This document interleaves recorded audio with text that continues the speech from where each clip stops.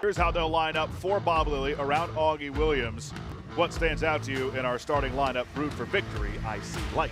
Ydrach, but I mentioned not recording a shot on goal against Lexington. It's going to be something with the midfield where how can they connect himself and balances out that staff and demands.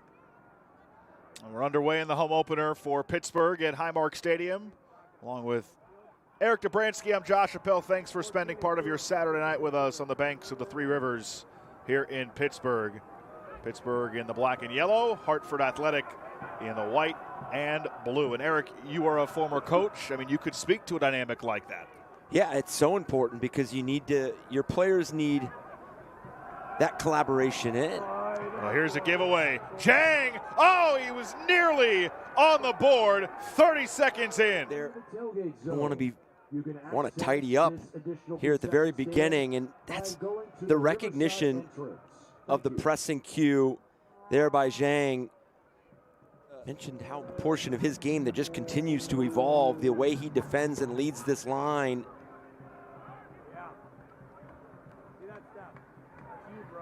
So now let's see how Pittsburgh responds after that early giveaway. And they calm things down a bit. That would have been a real tough start to their home opener. Well, and Josh, you dodge an early bullet in terms of, you get away with one, and sometimes early chances, conceding early chances like that, kind of wake teams up sometimes and kind of get you to be a bit more detailed, a bit more secure and sturdy with what you're doing on the ball, especially in the build.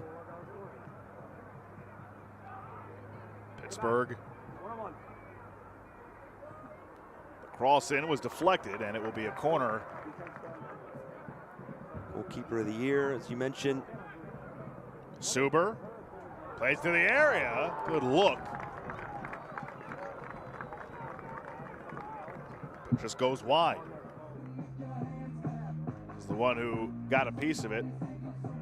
Just kidding. On third attempt, it was Danny Griffin. It's a little ironic. Is that irony? Just making his point. Call me for another foul. But going back to Augie Williams, and Bob Lilly had mentioned in that San Antonio game, obviously as you start to build into this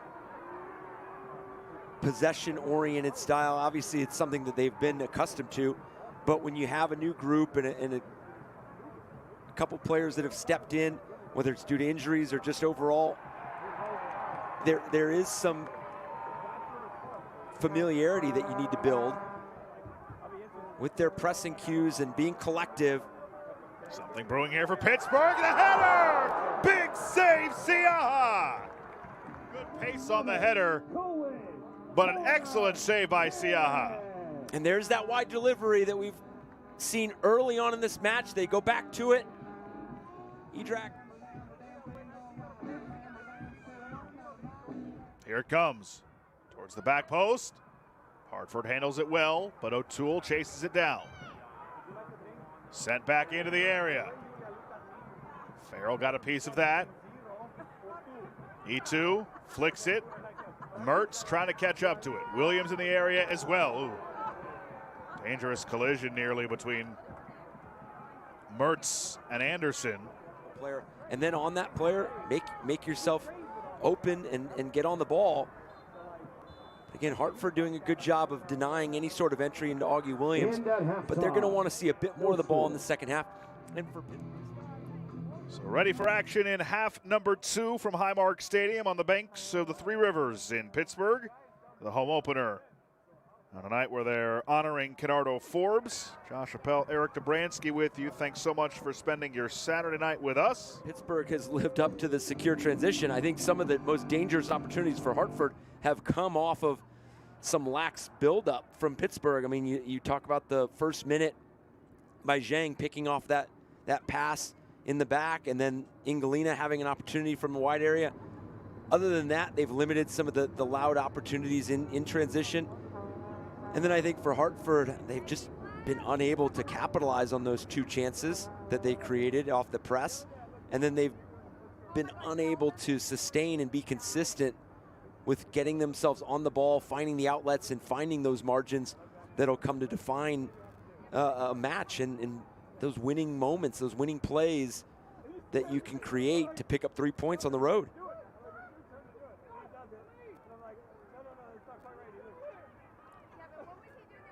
It's been tough sledding for them tonight. Rarely had the ball in their possession, but on the flip side, Pittsburgh has struggled to do much with it as Etou puts one on target. But Siaha is there. There's that commitment from Hartford to influence the final action. Yes, Etou explodes into this space and gets it on his right foot, and making sure that you at least secure some of those big moments. But that, you know, sometimes can be dangerous because then you're can either team break through here? Less than 20 minutes remaining. We've completed 74 minutes here in Pittsburgh. I've seen a couple close calls, and just as I mentioned about Hartford, that natural inclination to maybe sit back and retreat and at least earn 1 point, and then obviously look for that one opportunity to break and score a goal. But we've seen hints of it the last few moments as Dieng is reading some of these pressing cues and almost getting on the end of it, and Pittsburgh has to be careful in that build. Throw in here for Pittsburgh. Biasi still with it. Biasi deflected, and then Ydrach tried to step into it, mishit it, kept it alive for Etou. Etou flicks it in, header! It's Griffin! It took 75 minutes, but the captain comes through.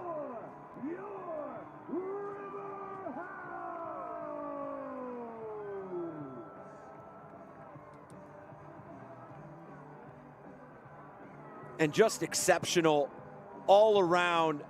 Forward. Obalola for Farrell. He lost it. Taken away by Borghi, and he clears away. And there is the final whistle.